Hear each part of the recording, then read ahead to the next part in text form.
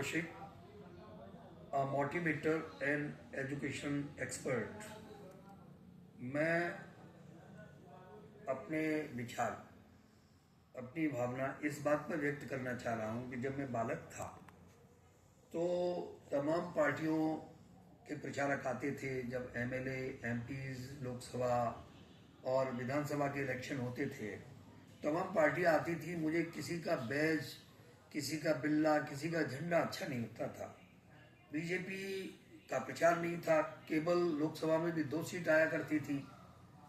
दीपक चुनाव चिन्ह होता था और बीजेपी के झंडे के लिए बहुत प्रयास किया तो नहीं मिला। तो मैंने खुद हरा और लाल रंग में लेकर के आया और 2 पट्टियों को काट के मैंने अलग अलग कलर किया और उसको मैंने अपने हाथ से सिला और अपने छत पर सबसे ऊंची जो अटारी थी उस पर लगाया। तो दूर से मेरा झंडा चमकता था, बड़ी खुशी की लहर आती थी, अच्छा लगता था। और वही बीजेपी आज पूरे भारत देश पर शासन कर रही है। लेकिन बीजेपी से ऐसी उम्मीद तो नहीं थी।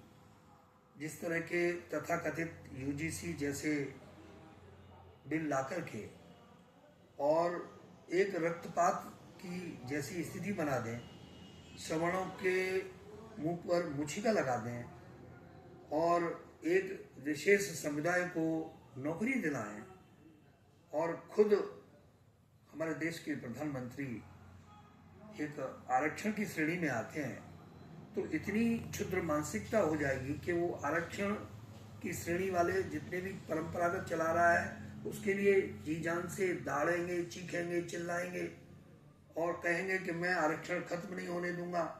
और पूरी बीजेपी उसके पीछे पगलाई गई है।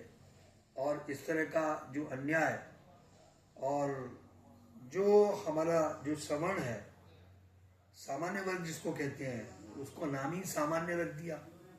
बाकी के विशिष्ट है, लेकिन सामान्य वर्ग के अभ्यर्थी हैं, उनके साथ जो अन्याय हो रहा है वो किसी से छिपा नहीं है। मोदी जी, मेरा आपसे विनम्र अनुरोध है कि आप अपनी बुद्धि को शुद्ध कीजिए, मन चित्त को ठीक कीजिए और पूरे देश में ऐसा कार्य करिए जैसा आप करते चले आ रहे थे।